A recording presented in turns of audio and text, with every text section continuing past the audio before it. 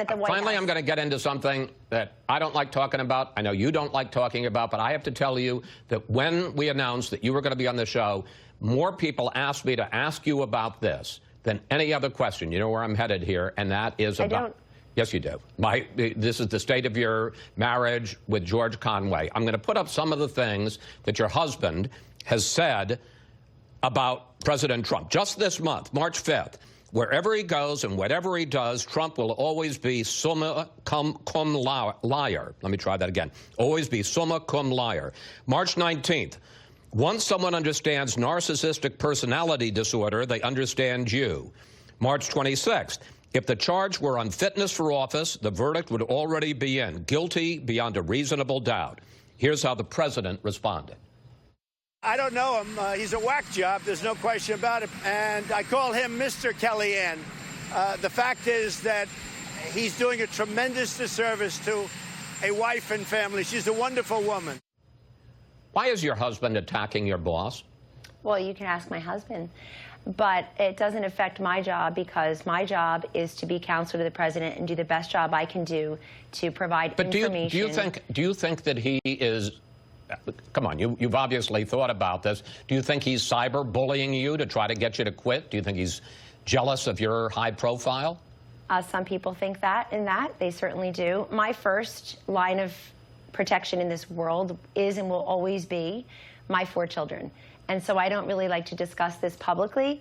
What I will tell you is that George was very supportive of President Trump, cried on election night in his MAGA hat, blocks away from here at the Hilton in New York, wanted to take a job in the Trump administration and changed his mind, and was a guest of the President and the First Lady months after he withdrew himself from consideration. I understand that. At the White House. And when he withdrew his name, he said that he would still support the president, his agenda, and quote his wonderful wife's work. So if that's changed, I haven't changed.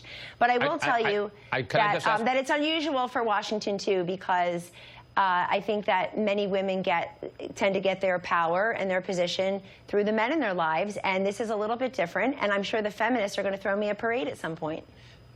Finally, and you have said that you believe that this has hurt your 4 children, and understandably, nobody would want to see their mom and dad fighting out in public. Well, that's not true. Some people would like us to fight. I don't. Most people. Some people take a little bit too much glee over the situation. Want you to fight. I guess the question I have to ask, bottom line, final question: has this hurt your marriage?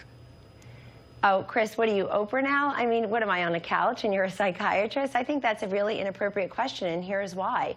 That's the line over which nobody should have crossed. So if you want to talk about policy issues, policy disagreements, the fact that George Conway, my husband, would prefer that I not work in the White House, I guess you can ask those questions. The president has weighed in. I've weighed in as modestly as I can. But now you're asking a very personal question, and I would say to you, you should go ask it of many people. Okay. Because I see messy lives living in glass houses all over both cities in which I would only point out, and look, this is not something I'm comfortable talking about. Your boss. Well, I'm surprised you would ask about. The president did call him the husband from hell. So. Well, I'm just surprised that people would ask that question. I have seen home wreckers on TV as marital experts all of a sudden. It's very amusing to me. But I think people know they cross a line when they're talking about people's marriages, all this stuff about leave us alone in my private life. My family has a right to their private life also. I have children who are 14, 14, 11, and 9.